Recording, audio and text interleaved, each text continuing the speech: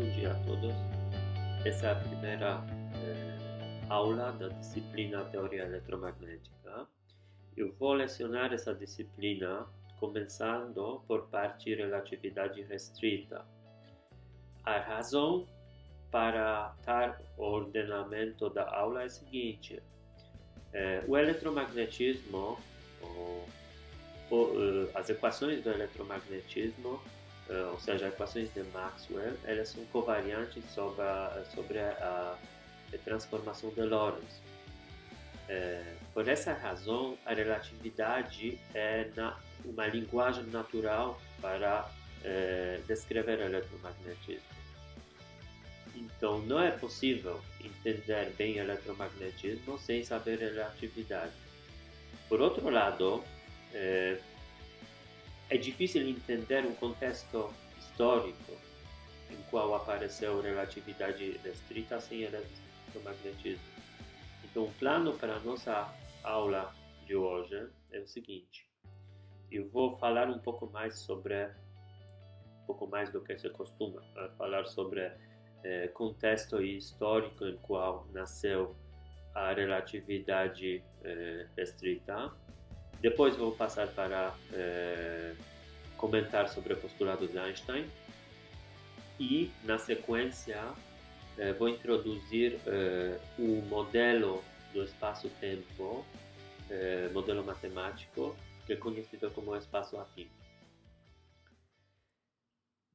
Para entender um pouquinho melhor qual era o contexto histórico, temos que ir a fim do século XIX. Agora, a física do fim do século XIX era completamente diferente do que a física que nós conhecemos hoje.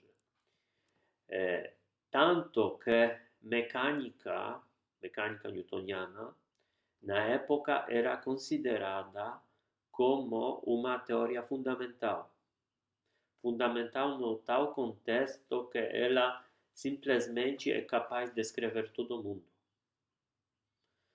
Então, todos os fenômenos que existem em física podem ser, em princípio, reduzidos à mecânica. Isso era o que físicos da época pensavam.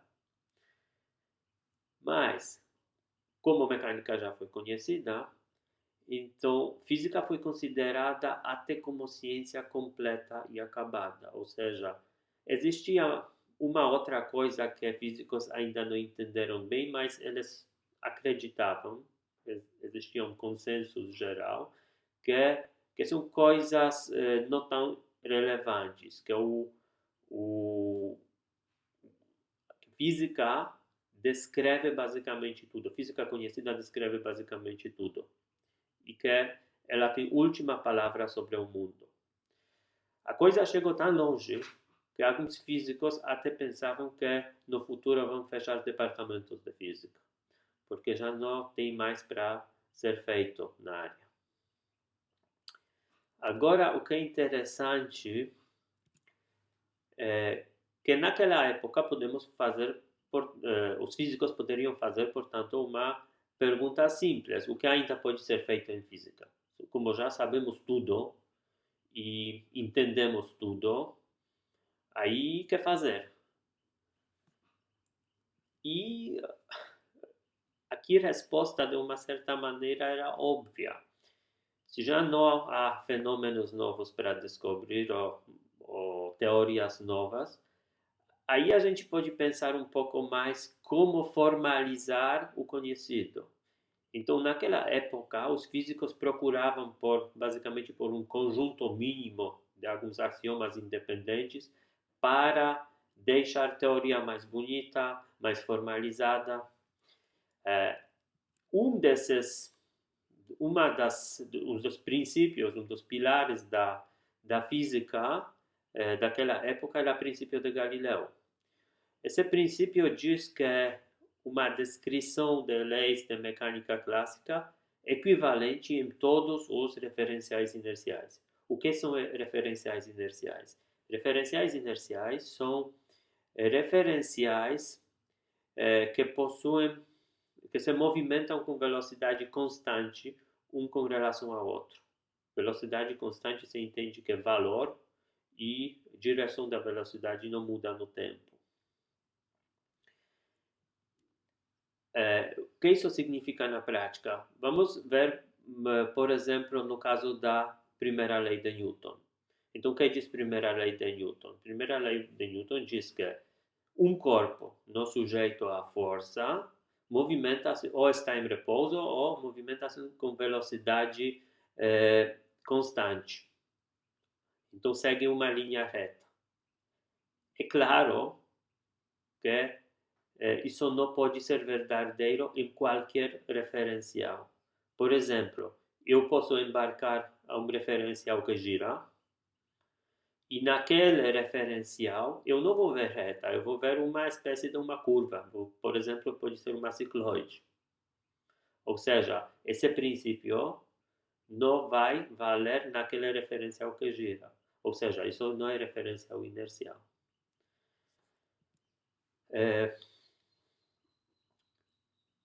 Posteriormente, esse princípio de Galileu foi até chamado princípio de relatividade. E, basicamente, na época, se achava que todas as leis, nesse contexto, leis da mecânica, deveriam ter a mesma forma em referenciais inerciais. Uma importante conclusão do princípio de Galileu é que não existe referencial de repouso absoluto. Por que então referencial não existe? Porque se não fosse verdade essa alegação, se existisse aquele referencial, então as leis da física seriam diferentes naquele único referencial e nas outras referências diferentes. Aí não existia mais equivalência entre a descrição da física e referenciais inerciais. Então, princípio de Galileu basicamente exclui repouso absoluto. Não existe repouso absoluto. Repouso é uma coisa subjetiva de um referencial. No outro, o que está em repouso num referencial já não está em repouso em outro. Então, repouso como estado absoluto foi removido. Não existe mais referencial de repouso absoluto. A transformação entre diferentes referenciais inerciais é conhecida como transformação clássica. Ela também é chamada, às vezes, transformação de Galileu. Essa transformação relaciona coordenadas dos pontos, corpos, em diferentes referenciais inerciais. Podemos ver, por exemplo, se S for um referencial inercial, eu posso pegar um corpo material aqui. Esse corpo tem um certo movimento. Esse movimento não precisa ser para aquele corpo, não precisa ser realmente ao longo da linha reta, mas ele se movimenta naquele referencial. Então eu posso descrever naquele referencial sempre a posição dele. Agora, isso é descrição num referencial que eu chamo aqui referencial S. Eu posso observar a mesma situação, o mesmo fenômeno físico, no outro referencial. Então vamos escolher aqui o referencial S', que vamos supor inicialmente corresponde com o referencial S. E esse referencial S', ele tem uma velocidade constante com relação ao referencial S. E, então, ele é um outro referencial inercial. O vetor que separa esses dois referenciais, aqui é o chamado VT, que é velocidade multiplicada por tempo, basicamente. Agora, eu posso, no novo referencial S', também atribuir coordenadas, que eu vou chamar aqui coordenadas X', àquele corpo material. Então, eu descrevo o mesmo fenômeno físico em dois referenciais distintos, mas interligados. Agora, a transformação clássica é nada mais do que uma transformação entre coordenadas em um referencial e coordenadas em outro. E essa transformação clássica aqui tem essa forma, que de uma certa maneira é uma forma intuitiva, pelo menos na época era intuitiva, a transformação correta é pouco mais complicada, mas justamente isso precisava do desenvolvimento da relatividade restrita. Agora, a transformação clássica tem ainda um ingrediente mais, um ingrediente importante. Esse ingrediente é o tempo. Tempo, na transformação clássica, é o mesmo em dois referenciais. Ou seja, o tempo não é coordenada. O tempo é um parâmetro que corre do mesmo jeito em dois referenciais. Então, esse tipo de simultaneidade é chamado simultaneidade absoluta. Se aqui eu tenho o meio-dia, em todos os referenciais inerciais, independente das velocidades dele, sempre tem meio-dia. Isso é um fato absoluto, segundo a transformação clássica. Então, tempo é parâmetro. Essa transformação clássica, se aplicada a leis da mecânica, por exemplo, newtoniana, ela preserva a forma das leis da física clássica.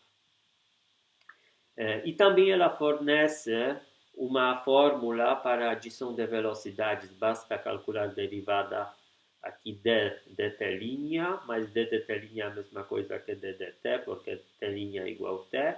Então, aqui vou ter desse x, eu vou ter v', aqui zero v, esse v minúsculo aqui, e aqui sobra a velocidade. Então, temos uma regra como compor as velocidades, que é basicamente soma. Se eu passar com esse v no outro lado, esse v minúsculo, aqui é v' mais v maiúsculo.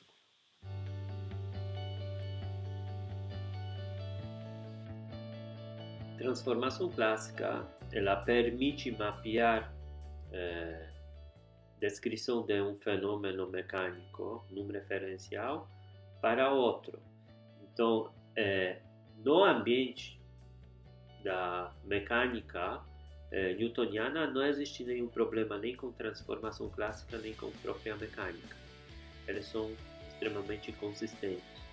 Problemas apareceram quando foram formuladas as famosas equações de Maxwell, equações que descrevem a dinâmica do campo eletromagnético.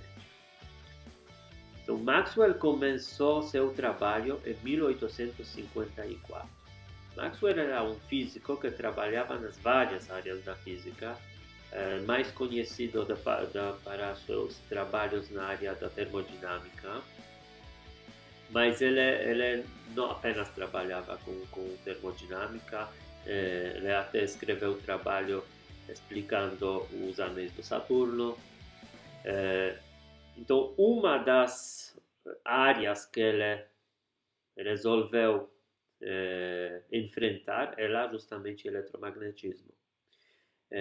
E toda a história começou naquele ano. Ele escreveu a famosa carta para seu amigo William Thomson, conhecido também na física como Lord Kelvin. E naquela carta, Maxwell informa, pretendo atacar a eletricidade. O que Maxwell fez inicialmente, ele publicou, apresentou o primeiro trabalho já um ano mais tarde. Esse trabalho é intitulado Sobre as linhas de força de Faraday. Agora, Maxwell não conseguiu fazer nada significativo naquele trabalho. Ele apresentou um modelo hidrodinâmico, um modelo mais qualitativo, e não conseguiu fazer lá basicamente nenhuma conta que poderia ser utilizada na forma prática. Então, esse trabalho basicamente não possui nenhuma contribuição para o eletromagnetismo.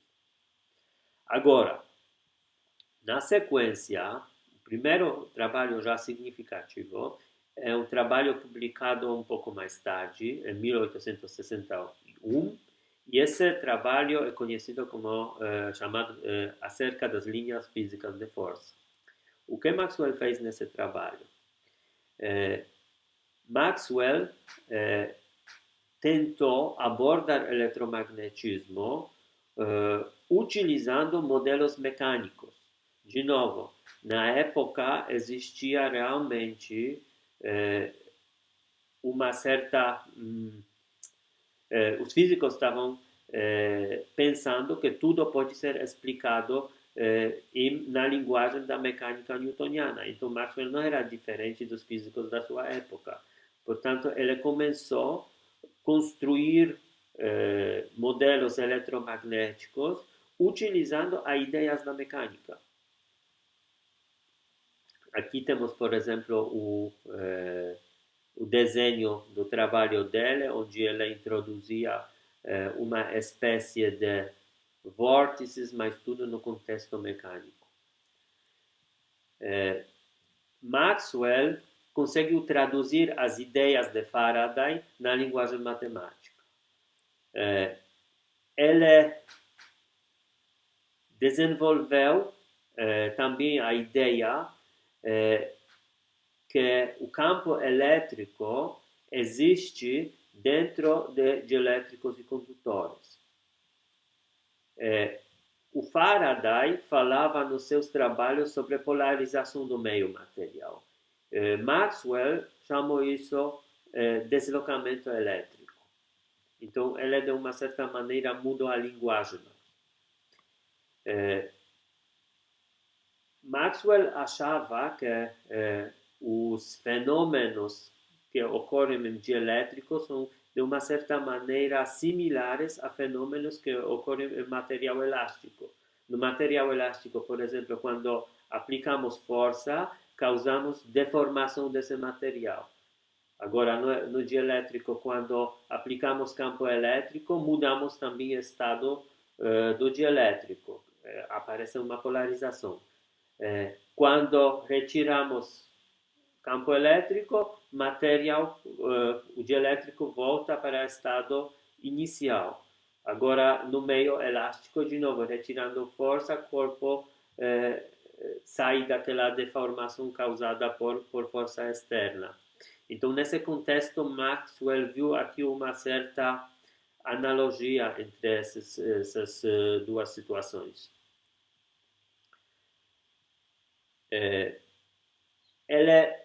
Isso era o primeiro trabalho significativo. O segundo trabalho significativo foi desenvolvido na sequência. Esse trabalho intitulado Teoria Dinâmica do Campo Eletromagnético. O que Maxwell fez?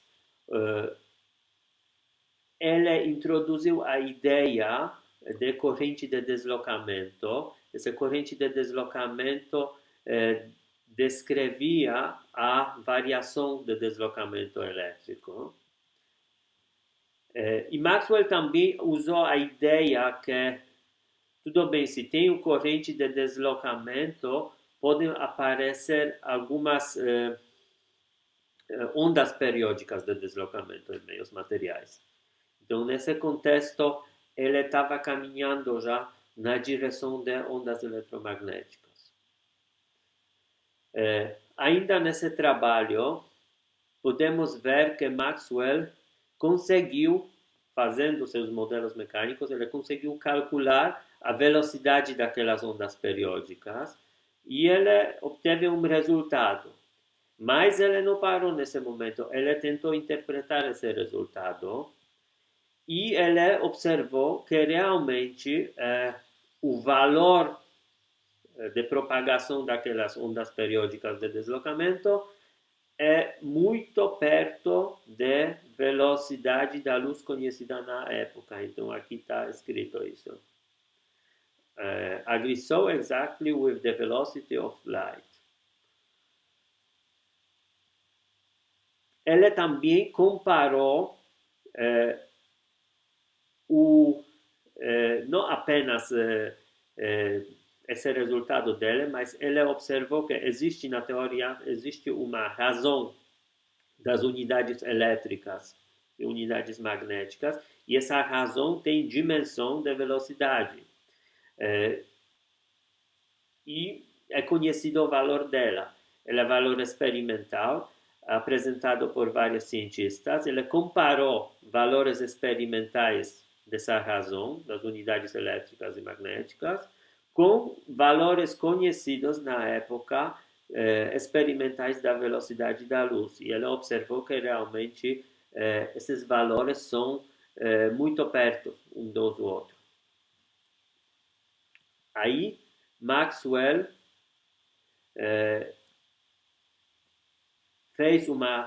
propôs uma ideia que a luz é uma onda eletromagnética. Então, nesse trabalho, ele relacionou a parte da ótica, que era na época totalmente desconexa do eletromagnético, do eletromagnetismo, com a teoria eletromagnética. Então, ele associou a ideia de eletromagnetismo com ondas eletromagnéticas vistas como luz. Agora, Maxwell publicou mais trabalhos, não apenas aqueles dois. Ele escreveu um tratado sobre eletricidade e magnetismo, um livro enorme de 2 volumes. O que importa aqui é um capítulo 9, onde Maxwell apresenta a forma final das equações do eletromagnetismo. É interessante aqui ressaltar que essas equações tiveram a forma bastante distinta das equações que nós conhecemos hoje como equações de Maxwell. Outra coisa, Maxwell não construiu mais, parou de construir aqueles modelos mecânicos. Então, já no tratado ele não fala mais sobre modelos mecânicos. No entanto, Maxwell nunca desistiu da ideia, nunca desistiu do pensamento que, no fundo do eletromagnetismo, do campo eletromagnético, existe alguma realidade mecânica. Então, Maxwell construiu uma teoria totalmente nova, teoria do campo eletromagnético, mas ele não se deu conta que ele fez uma coisa realmente nova nesse contexto, qualitativamente nova, que não é mais uma teoria efetiva de alguma realidade mecânica que está por trás. Se olhamos nas equações de Maxwell apresentadas naquele tratado, realmente não vamos reconhecer as equações de Maxwell. Maxwell não usa o cálculo vetorial. Como podemos ver aqui, cada componente, por exemplo, do campo magnético é chamada com uma letrinha. Cada componente do campo elétrico com uma letra. Aqui é dicionário. E a mesma coisa, outras quantidades. Realmente, para quem lê o tratado, é muito difícil encontrar as equações que a gente está acostumado. E mais, Maxwell não utilizou o cálculo vetorial, mas utilizou um pouco de formalismo de quaternions, que ainda deixava mais difícil esse trabalho dele para ser lido e popularizado. Aí, versão contemporânea de equações de Maxwell, que nós conhecemos hoje, é essa. Como aconteceu que aquelas equações que se encontram no tratado viraram na forma mais amigável? Esse trabalho foi realmente graças a um cientista, Oliver Heaviside. Oliver Heaviside trabalhou como telegrafista. Ele nasceu numa família muito humilde. Na verdade, ele nasceu nos slums, no Londres. Então, Heaviside precisava interromper a escola. Ele estava com problemas porque de audição causadas por doença escarlatina que ele teve na infância. Ele precisava largar a escola e ir trabalhar logo. Conseguiu trabalho como telegrafista. E ele é também conhecido como autor daquela famosa equação de telegrafista. Também nós conhecemos Heaviside por função de grau de Heaviside. Mas realmente é pouco conhecido na literatura, mas vale a pena aqui, justamente estou apresentando, vale a pena ressaltar que Oliver Heaviside fez um papel fundamental, fez um trabalho fundamental para popularizar a teoria de Maxwell. Por quê? A teoria de Maxwell, escrita naquela linguagem, era muito difícil para ser entendida, por exemplo, por pessoas que trabalhavam com corrente elétrica, por engenheiros. O próprio Heaviside começou a ler tratado de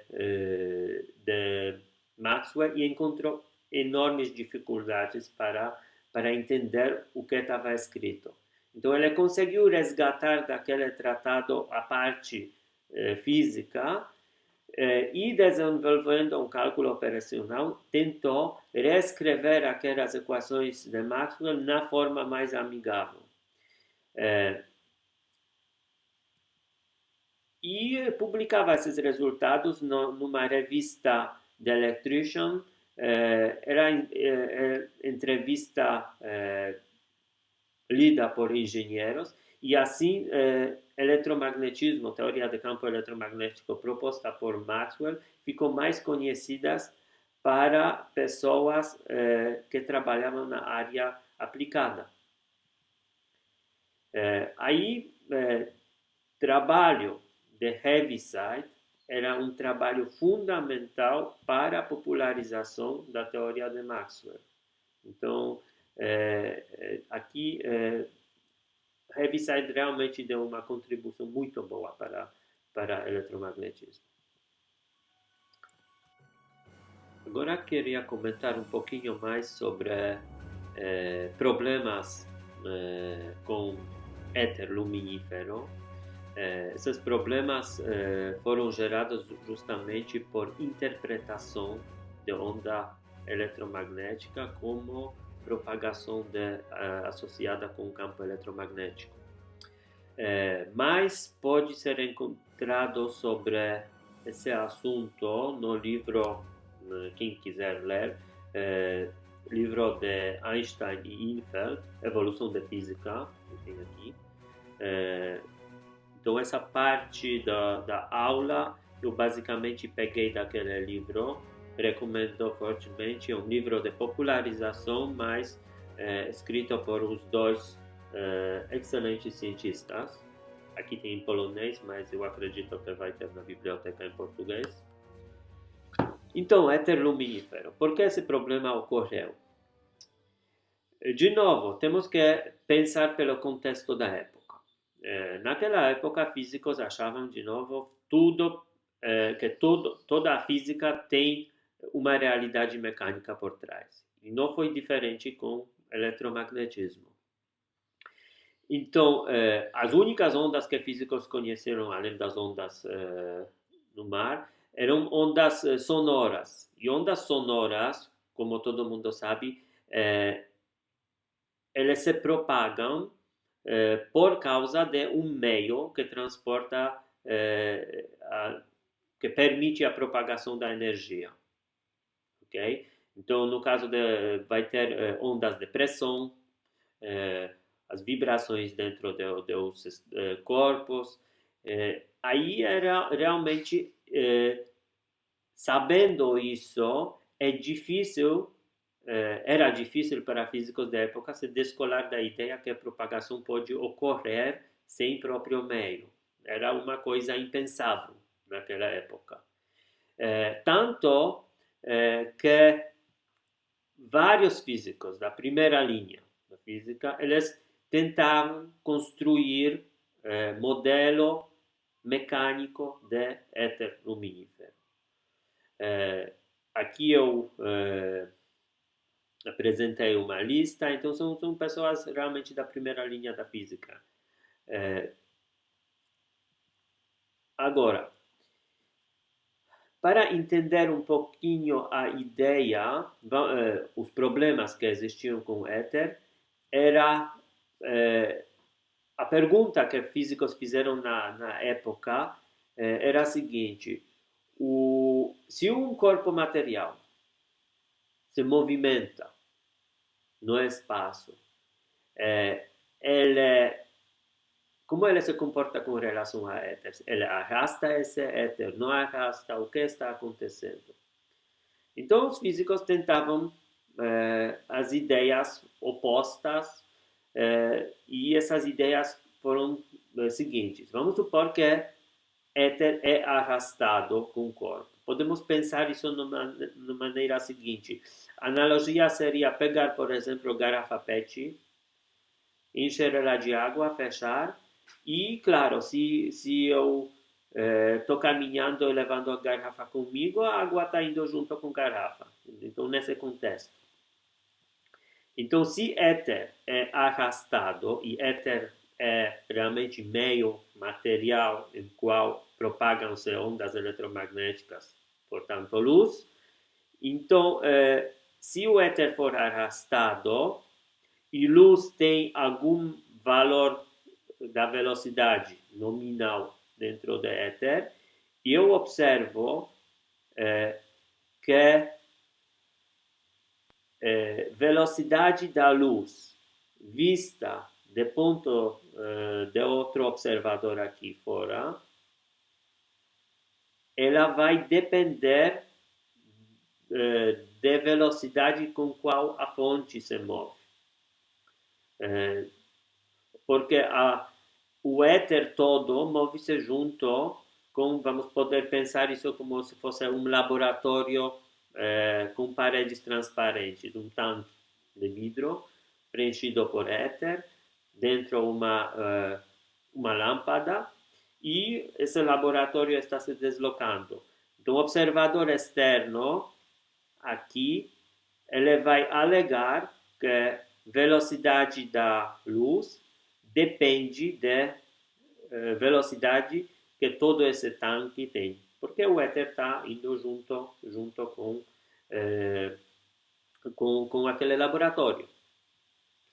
Agora, se olharmos resultados da física, já conhecidos na época, isso estava em clara contradição com resultados e dados experimentais. Os dados mostravam sempre, independente do fato como a fonte se move, nós não observamos alteração da velocidade da luz. Então, esse resultado já foi conhecido na época. Ainda mais, se fosse realmente verdade, a gente esperava, por exemplo, olhando numa estrela binária, que existia a imagem vista seria realmente menos clara do que se observa na verdade. Esse comentário está no livro aqui. Aí podemos pensar, portanto, o oposto. O que seria no caso oposto? Então, no caso primeiro, chegamos na conclusão que temos inconsistência com dados experimentais. Aí podemos tentar o oposto. Vamos supor que éter está em repouso absoluto. E aquele laboratório movendo-se não altera esse repouso do éter. Como, de novo, as ondas, a luz, tem um valor nominal no éter, então o que acontece é que aqui existe referencial de repouso absoluto. Então, pode ser concluído que a velocidade observada da luz depende da velocidade do observador. Sim? Porque, nesse caso, existe referencial de repouso absoluto. Então, qualquer observador inercial movimentando-se vai se movimentar com relação àquele referencial de repouso absoluto, ou seja, ele vai detectar que a velocidade da luz depende do movimento dele. Aí foi feito um experimento nesse contexto para verificar. Esse experimento é conhecido, experimento famoso conhecido como experimento de Michelson-Morley. E o experimento mostrou que realmente não existe a diferença, independente do fato como observador, nesse caso a Terra, se move, não se observa alteração no valor da velocidade da luz. Então, temos um problema, porque assumindo que éter é arrastado por corpos, chegamos a uma contradição com experimentos. Assumindo oposto, também temos contradição com experimentos. Alguns físicos tentavam fazer alguns modelos intermediários, mas também isso não deu certo. Então, existe realmente um problema de natureza experimental aqui. Então, é um fato experimental que a velocidade da luz no vácuo tem seu valor normal, valor nominal. Esse valor não depende da velocidade da fonte, nem da velocidade do observador. Isso é um fato.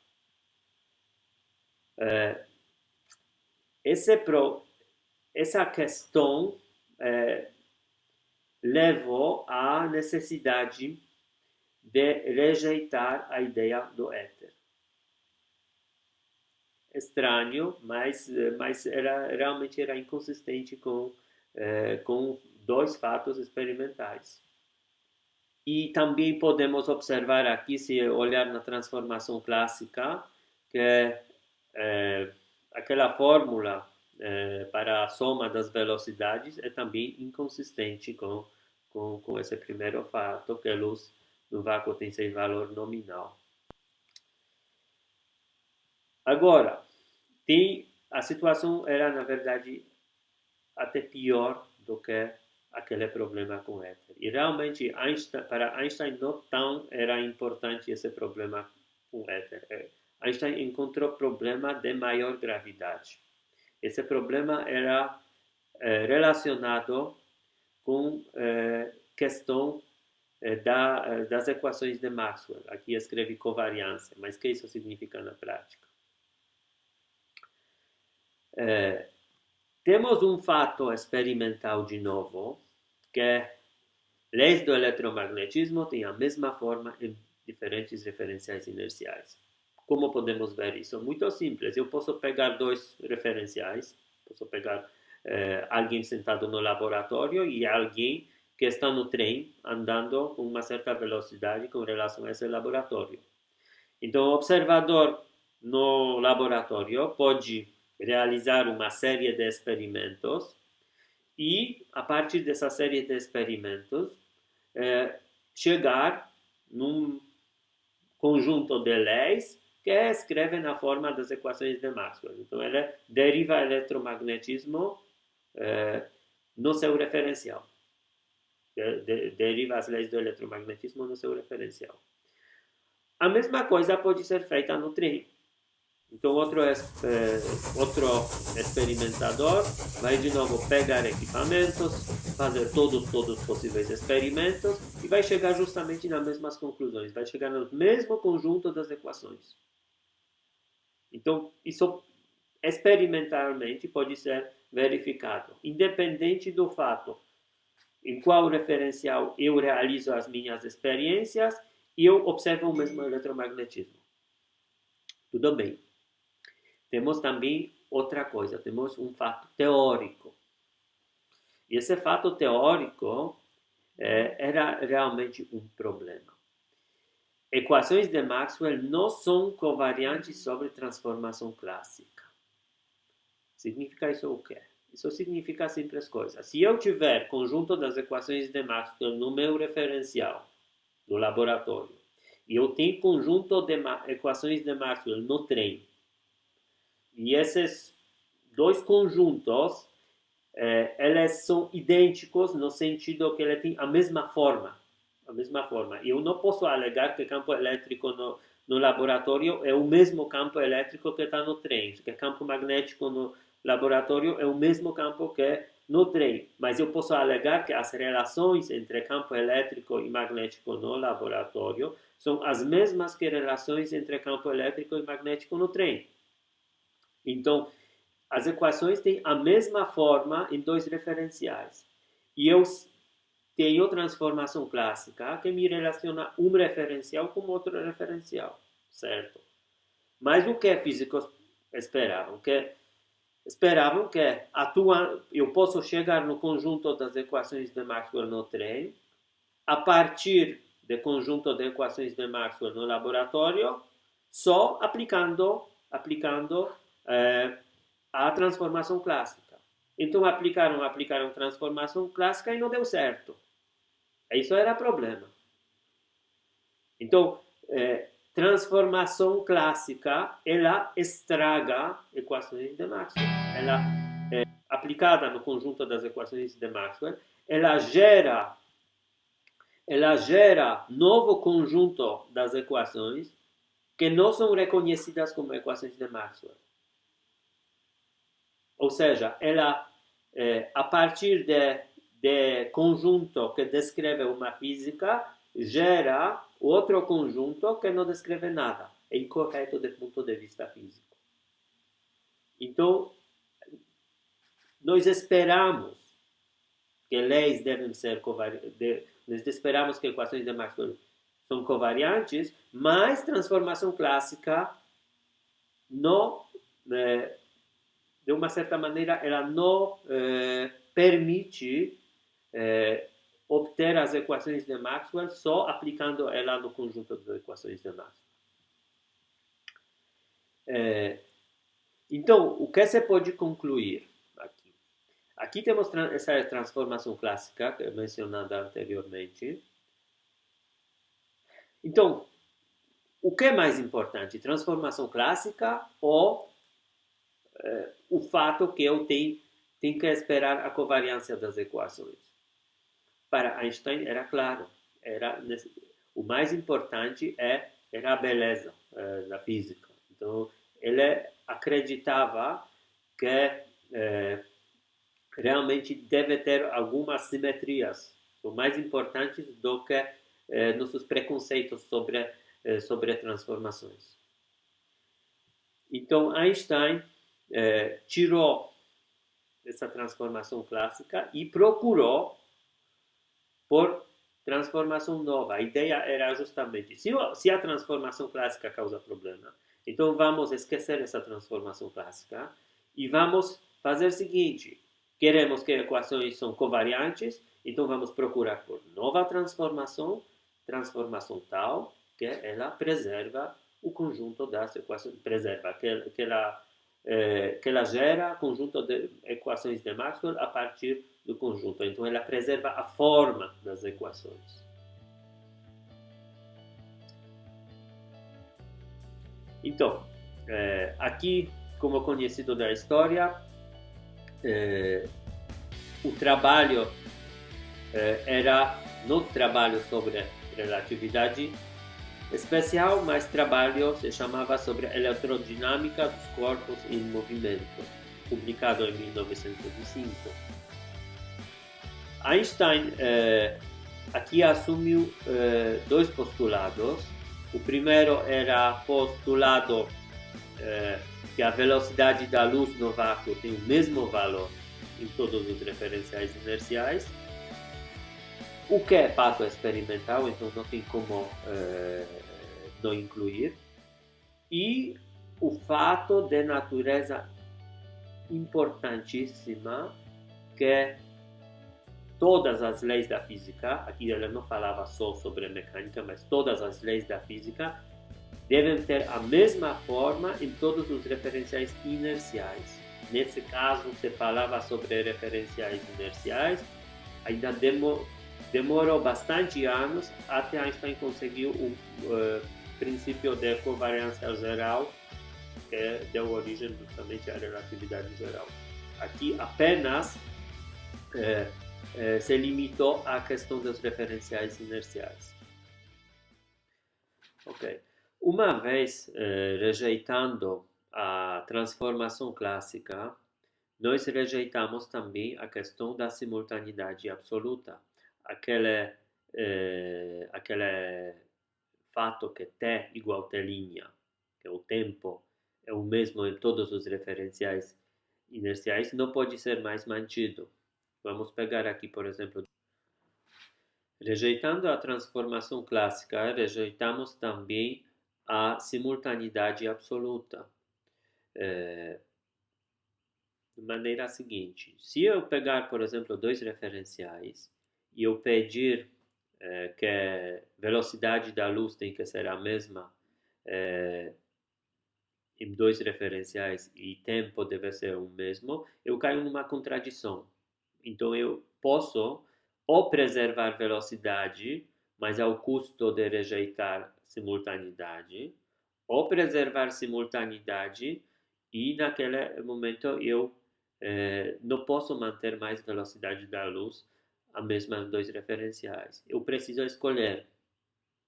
Então o que eu vou escolher é escolher de acordo com o que diz a física, com o que dizem os resultados experimentais. Então, o experimento sugere escolher essa opção. Portanto, sinto muito, mas preciso desistir da ideia de simultaneidade absoluta. Simultaneidade, a partir desse momento, pode ser apenas simultaneidade relativa.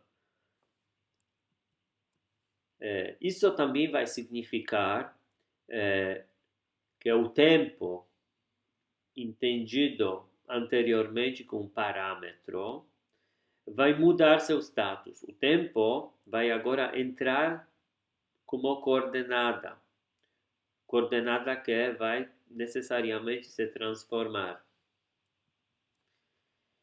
Agora, essa ausência de simultaneidade absoluta, ela é fonte de chamados efeitos relativísticos. E nós conhecemos aqui dois efeitos relativísticos. Um é contração de Lorentz, Fitzgerald, e outro efeito é dilatação de tempo. Eu não vou aqui nessa aula específica tratar esses assuntos, porque eles serão tratados de maneira mais aprofundada nas próximas aulas. Aqui quero só enfatizar que esses dois efeitos eles possuem o mesmo origem. Essa origem é a ausência da simultaneidade absoluta. Agora, quando o tempo entra na jogada como coordenada, podemos substituir espaço das posições por um conceito mais amplo, que é espaço-tempo. Então, espaço-tempo constitui uma generalização do conceito de espaço euclidiano. Aí, pontos conhecidos no espaço de Euclides são chamados eventos, mas no sentido técnico são pontos, só que no espaço com uma dimensão a mais. Espaço-tempo pode ser visto como uma certa coleção de etiquetas. Essas etiquetas carregam uma informação sobre quando e onde, independente do ocorrido. Nesse contexto, não importa se naquele ponto com dado x e dado tempo tinha decaimento de alguma partícula ou colisão, isso não importa. Importam só aqueles pontos. Essa coleção de etiquetas, ela forma um conjunto. Então, temos um conjunto. Agora, se nós munimos esse conjunto uma estrutura matemática, ela não vira só conjunto, mas tem algo mais, então nós podemos falar a partir desse momento sobre um modelo matemático de espaço-tempo. Agora, espaço-tempo, especificamente da relatividade restrita, é um espaço quadridimensional. Isso é meio óbvio, por causa que incluímos extra uma dimensão temporal. Ele é chamado também espaço afim. Isso vamos comentar no próximo slide, com métrica pseudo-riemanniana. Então, por enquanto, só entendemos daqui que é quadridimensional. Vamos para o próximo passo. Esse espaço-tempo é chamado também espaço-tempo de Minkowski. Aí, o que é espaço afim? Espaço afim nasce como necessidade de incluir na mesma descrição pontos e vetores. Esse espaço afim não é exclusivo para a relatividade restrita, ele também pode ser introduzido para o espaço euclidiano. Aqui vamos introduzir ele em contexto de relatividade restrita. Então, normalmente, quando temos espaço, esse espaço é constituído de pontos. Então, é um conjunto de pontos. Por outro lado, quando descrevemos fenômenos em física, nós utilizamos vetores, por exemplo, vetores da posição. Acontece que pontos e vetores têm natureza diferente. Espaço físico não pode ser apenas descrito por pontos, porque quando eu tenho pontos, eu não tenho vetores.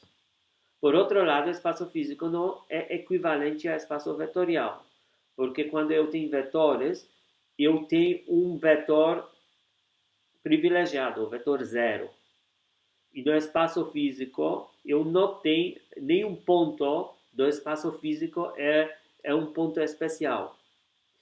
Então, a ideia é introduzir novo conceito de espaço que, de uma certa maneira, engloba essas duas ideias do espaço entendido como conjunto de pontos e espaço vetorial, espaço linear. Como é feito isso? Então, definimos uma estrutura composta desses dois espaços, desse conjunto de pontos M e espaço vetorial, espaço linear V4. Esses vetores são objetos quadridimensionais. Aqui, os pontos no espaço eu vou chamar P, que é R, e os vetores eu vou anotar como x, y, z. E vamos introduzir uma operação. Ela aqui anotada por símbolo mais. No entanto, vale a pena aqui enfatizar que esse mais não é soma. Ele é interpretado aqui como operação de translação. E como esse mais atua? Então, um elemento daquele espaço MV4 é composto de ponto e um vetor. Esse elemento é mapeado no P mais X, P translação X, que é um elemento de M.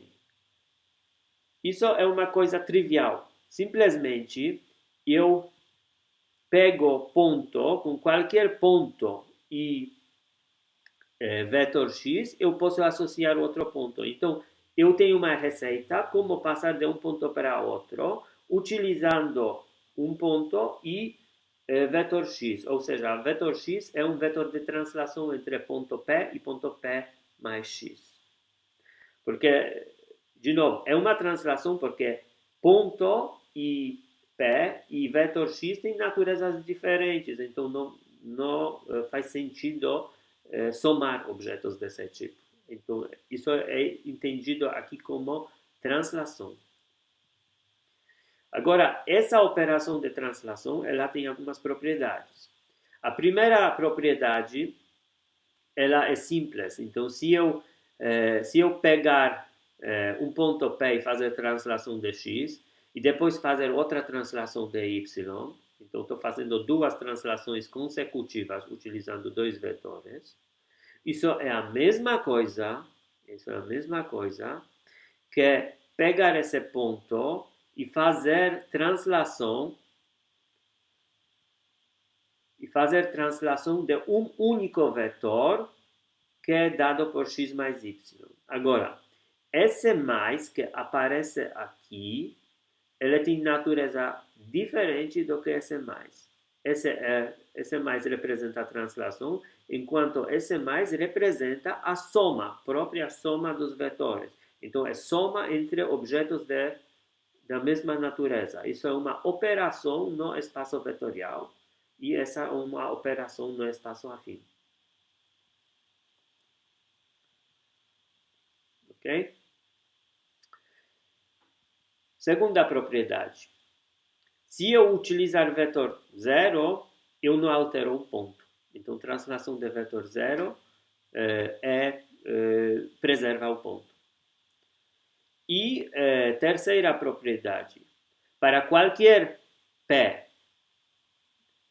para qualquer ponto P dm, existe exatamente um vetor x de espaço vetorial, tal que Q e P podem ser conectados por esse ponto, por esse vetor. Isso é meio óbvio, mas precisamos pedir. Isso significa que dois pontos são conectados por apenas um vetor. Não existe outro vetor.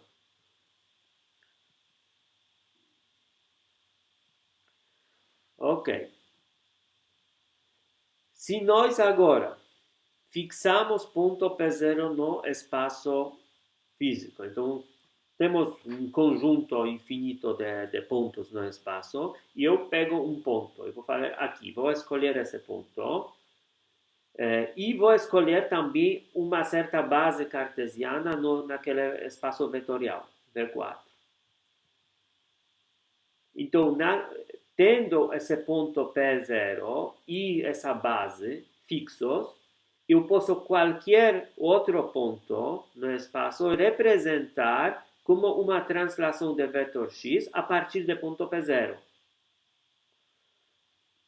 Agora, como x é um elemento do espaço vetorial, então tranquilamente eu posso decompor ele numa base vetorial, no espaço vetorial. Agora, esses números que aparecem na frente dessa decomposição no espaço vetorial são chamados coordenadas cartesianas. O conjunto de P0 e base no espaço vetorial, então um ponto escolhido no espaço M e uma base escolhida no espaço vetorial, eles formam base afim.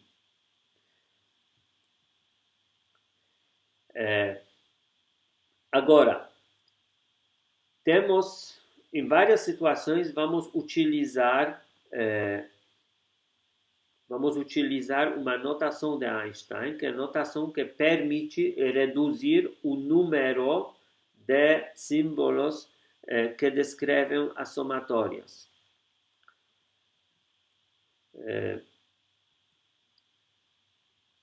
Então, vou utilizar as letras gregas para símbolos 0, 1, 2, 3 e letras IJK para, elas vão sempre percorrer esse conjunto 1, 2, 3. Eu não vou utilizar mais do que 3 porque estou no espaço quadridimensional.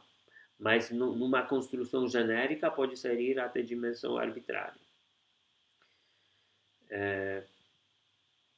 Esse zero normalmente é associado com coordenada temporal. Então, eu posso introduzir uma coordenada associada com tempo que tem dimensão de comprimento. Eu utilizo a velocidade da luz para multiplicar essa coordenada temporal. Assim, todas as quatro coordenadas têm a mesma dimensão física. E eu posso escrever, eu vou utilizar uma notação abreviada para essa somatória que aparece aqui. Então, quando o índice alfa se repete, eu vou entender que existe somatória que percorre de 0 até 3, mas eu não vou escrever essa somatória. Então, uma coisa para lembrar. Isso facilita bastante a vida e torna as contas mais claras. Eu posso também escrever a mesma coisa, só que aqui I percorre todos os três valores. Então, tem uma somatória de três elementos. Elemento quarto, elemento é zero, aqui é escrito de maneira explícita. Então, sabendo o que é espaço afim, ainda precisamos falar um pouquinho sobre tensor métrico, porque nós não introduzimos ainda não introduzimos o conceito de comprimento de vetor. Então, tensor métrico justamente serve para isso. Tensor métrico é uma operação, uma forma, que atua sobre uma função que atua sobre dois vetores. Então, ela espera dois argumentos, inserindo esses argumentos vetoriais, cada deles aqui de V4, ele vai produzir um resultado, que é um número, nesse caso, ele é um número real. Então, quais são propriedades? O G precisa ser, ele é uma forma bilinear porque atua sobre dois argumentos, e ela é linear. Então, aqui temos linearidade. Isso significa que se eu pegar uma combinação linear de vetores no primeiro argumento, então o resultado é a mesma coisa que fazer combinação linear de resultados de atuação da função g no cada das pares, xz e yz. Ok? Aqui A, B são os números reais, coeficientes da combinação linear, x, y, z são vetores do espaço linear, do espaço vetorial. Ele é simétrico, então, por simetria, isso significa também que eu posso fazer essa combinação linear no segundo argumento. E essa forma bilinear, ela não é degenerada. Normalmente, no caso de tensor no espaço euclidiano, nós assumimos outra condição que é g de x é zero, só quando x é zero. Agora, no espaço de Minkowski, isso não é mais verdadeiro, que existem vetores nulos, que não são zeros, mas que levam, ou vetores tipo luz, vamos discutir isso mais para frente, que g daquele tensor métrico atuando naquele vetor dá zero, mas o vetor não é próprio zero. Então, aqui, no caso de tensores no espaço de Minkowski, por exemplo, espaço pseudo-riemanniano, essa métrica é não degenerada. Nesse sentido, eu vou dizer que o resultado de atuação de G no x e y é zero para qualquer y. Então, eu posso concluir daqui, se isso for verdadeiro para qualquer y, então, naquele momento eu posso concluir que x é zero. Pode-se também introduzir os componentes do tensor métrico. Então, componentes do tensor métrico é nada mais do que os resultados de atuação desse tensor nos vetores da base do espaço linear. Então, se introduzir nos argumentos dele os vetores da base, eu vou simplesmente ter como resultado uma coleção de números. Essa coleção de números é interpretada como componentes do tensor métrico. Tendo essa coleção de números,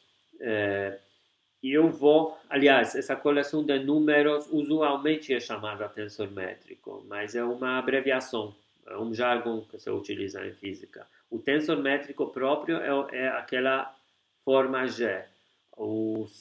A coleção de números é já depois são resultados que produz esse tensor atuando sobre vetores.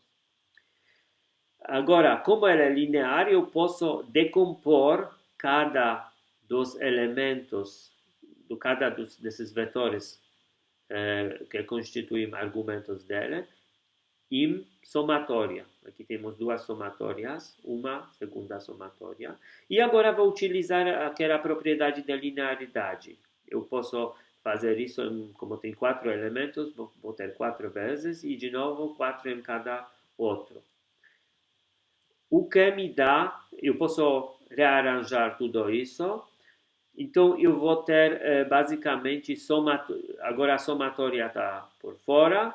Eu tenho duas somatórias, uma com x alfa, outra com y beta, para esses elementos. Cada delas envolve esses elementos.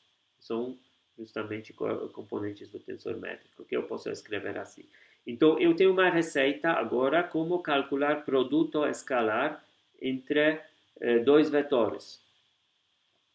Se eu conhecer esse conjunto de elementos de tensor métrico, eu posso imediatamente calcular o produto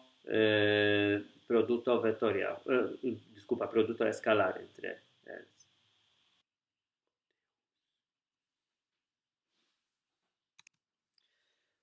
Finalmente vamos introduzir um último assunto que é espaço tangente. A melhor maneira de introduzir aqui espaço tangente é através de mudança de coordenadas. Então vamos supor que eu tenho aqui uma transformação que me relaciona coordenadas velhas com coordenadas novas e então tem os 4 funções, cada tem 4 argumentos.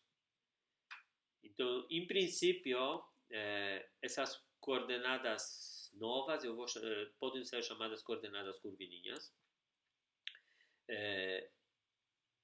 Essa transformação é um difomorfismo, não pode ser qualquer transformação. Não qualquer transformação serve como transformação de coordenadas. Isso está claro. A transformação precisa ser inversível, porque se eu identifico um ponto pelo conjunto de coordenadas dela, eu preciso necessariamente ter outro conjunto de coordenadas no novo referencial que me vai identificar o mesmo ponto. Eu não posso perder a informação naquela transformação. Por exemplo, se for uma projeção, a sombra, por exemplo, que é uma projeção, ela perde bastante informação sobre uma dimensão do objeto. Então isso não é boa transformação. Então, vamos precisar ter um difeomorfismo. Ainda, além da inversibilidade, pede-se que difeomorfismo é uma função que, no mínimo, possui primeiras derivadas. Então, ela é classe C1 ou superior. Em várias situações, são classe C infinito. Agora, em cada ponto de espaço, eu posso introduzir um conjunto de curvas, uma família de curvas. E, normalmente, os vetores definem-se como vetores que são tangentes a aquelas linhas. Então, eu posso introduzir um conjunto de curvas e definir um vetor tangente. Aqui um exemplo clássico seria, por exemplo, a maneira de introduzir coordenadas esféricas. Eu pego um ponto de espaço, eu posso introduzir coordenadas esféricas e introduzir os vetores tangentes a cada dessas curvas naquele ponto. Mas eu posso também introduzir o outro conjunto de coordenadas. Por exemplo, no mesmo ponto de espaço eu posso introduzir coordenadas esféricas, mas eu posso também introduzir coordenadas cilíndricas ou qualquer outro tipo de coordenadas. O que importa é que esses vetores podem ser definidos como objetos tangentes àquelas curvas. Eu não vou aqui apresentar como fazer isso, é só para chamar a atenção. Agora, o espaço tangente naquele ponto é um espaço de todos os vetores tangentes àquelas curvas. Então, é um espaço linear, porque uma vez eu tenho vetores, eu posso qualquer vetor decompor naquela base. As coordenadas beta aqui eu vou chamar coordenadas velhas, coordenadas alfa, x' alfa eu vou chamar coordenadas novas. E eu tenho uma base. No caso das coordenadas velhas, isso pode ser, por exemplo, coordenadas cartesianas. Então, eu tenho naquele ponto, eu tenho uma base cartesiana. Mas eu posso também ter coordenadas novas, por exemplo, esféricas. Então, tem outra base naquele ponto. Então, em princípio, eu posso ter duas bases distintas, associadas com diferentes conjuntos de curvas, com diferentes famílias de curvas, no mesmo ponto. E agora, para ser uma base vetorial, eu tenho para ser uma base no espaço tangente, esses vetores ainda não falei, não são necessariamente normalizados, eu tenho uma transformação entre vetores de uma base, e essa transformação é uma transformação linear, ou seja, eu tenho dois conjuntos de vetores de bases diferentes associados com diferentes famílias de curvas e esses conjuntos se relacionam pelas derivadas parciais. Então, os dois espaços, duas bases são relacionadas pela transformação linear. Ou seja, o vetor, propriamente dito, é um objeto geométrico. Então, o vetor, ele não depende, de fato, de nenhuma específica base escolhida no espaço. Ou seja, se eu pegar naquele ponto P um vetor, novo vetor, eu posso decompor numa base cartesiana, mas eu posso decompor numa base cilíndrica, mas eu posso decompor ele numa base esférica. Tanto faz. É o mesmo vetor. O que muda são vetores da base e são também projeções naqueles vetores da base que são chamados componentes do vetor. Esses componentes precisam, se existir essa transformação e eu quiser que o vetor permaneça como objeto geométrico, que ele é o mesmo em todas as decomposições, em bases diferentes, então os componentes dele precisam necessariamente obedecer uma regra de transformação. Isso pode ser verificado substituindo. Então, basicamente, o que muda é que se os vetores da base se transformam através de coordenadas, através de derivadas parciais de um tipo, aqui os componentes do vetor se transformam a partir das derivadas parciais tomadas no sentido contrário. Aqui são derivadas velhas, derivadas da componente velha com respeito à nova, e aqui componente nova com respeito à velha. Então, basicamente, esses são básicos ingredientes que vamos utilizar no futuro. Na próxima aula, vamos aprofundar a ideia do espaço-tempo de Minkowski. Em princípio, eu gostaria de introduzir a abordagem diagramática para o espaço-tempo de Minkowski, antes mesmo de falar sobre transformação de coordenadas.